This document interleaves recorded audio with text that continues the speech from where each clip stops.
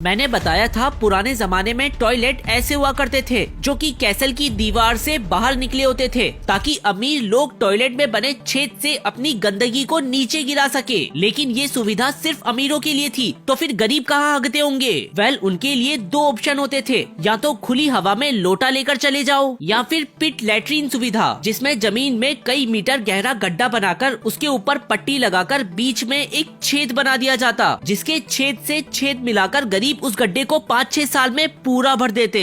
जब आप प्लेन से कूदते हो तो पैराशूट आपको खुद ही खोलना पड़ता है, लेकिन पैराट्रूपर का पैराशूट प्लेन वाले खुद खोल कर देते हैं। तो ऐसा क्यों? दरअसल जब हम प्लेन से कूदते हैं तो उस वक्त हमें 15,000 फीट की ऊंचाई से कूदाया जाता है, जिस कारण हमारे पास बहुत वक्त होता है एक पैराशूट को खोलने के लिए। लेकिन ऑपरेशन के दौरान पैराट्रूपर को सिर्फ 1500 फीट की ऊंचाई से ही कूदना पड़ता है, क्योंकि ज्यादा ऊंचाई से कूदने पर दुश्मन पैराट्रूपर को नीचे आने से पहले ही ऊपर पहुंचा सकता है। और इतनी कम हाइट पर अगर कोई पैराट्रूपर गलती से पैराशूट नहीं खोल पाया तो इसीलिए पैराट्रूपर को ऑटोमेटिक सुविधा मिलती है और हमको मैनुअल। जब इस मोहतरमा ने स्काई डाइविंग के लिए प्लेन से छलांग लगाई तो इसका पैराशूट ही नहीं खुला और ये 14,500 फीट की ऊंचाई से तेजी से नीचे आने लगी। फिर जब इसने बैकअप पैराशूट खोलने की कोशिश की तो वो खुल गया, लेकिन सिर्फ आधा, जिससे ये हवा में गोल गोल घूमते हुए 130 किलोमीटर पर आवर की स्पीड से जमीन से टकरा गई। और जहाँ ये टकराई वहाँ अग्नि चींटियों का घर था जो इसके टकराने से टूट गया। इसीलिए चींटियों ने इसे 200 से ज्यादा डंक मारे, जिस कारण इसकी बॉडी में एड्रेनलिन का लेवल बढ़ गया और इससे दिल तब तक धड़कता रहा जब तक कि इसे रेस्क्यू नहीं कर लिया गया। और इस तरह चींटियों ने मरी को मरने से बचा लिया।